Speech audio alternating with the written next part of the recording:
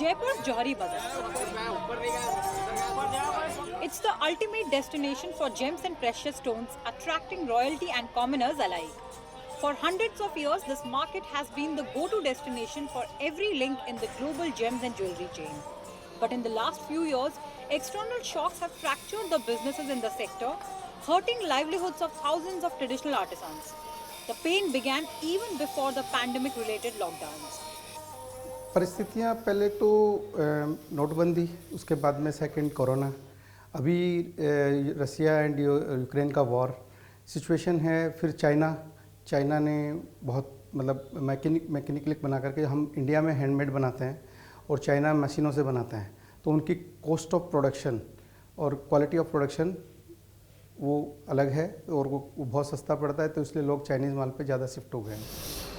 The lockdown came as a major blow for Jaipur's industry, which has played a key role in India's overall gems and jewelry exports.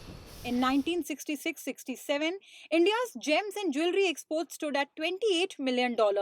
By 2020, it had jumped to $44 billion and accounted for 15% of India's overall merchandise exports. Through the first lockdown and immediately after, though gems and jewelry exports fell sharply, contracting 11.32% between December 2019 and February 2020 alone. 2021 brought some relief.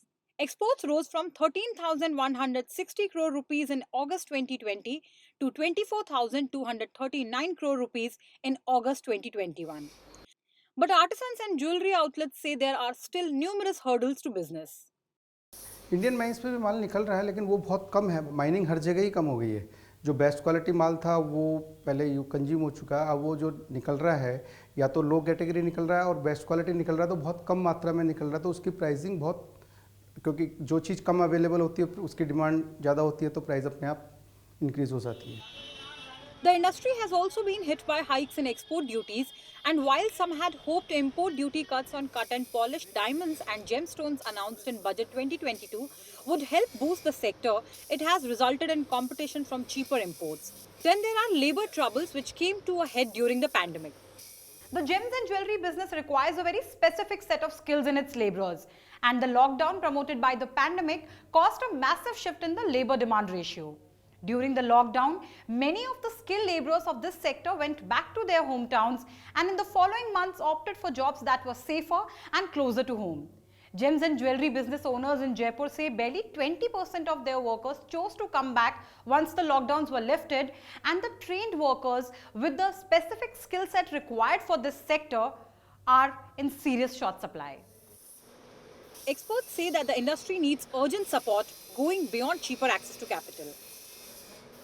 सरकार जो export procedure है अगर उसको easy बना दे, आज आदमी एक export करता है उसको 4 विंडो पे जाना पड़ता है, तो ये सब चीजें थोड़ा डिफिकल्ट हो जाता है।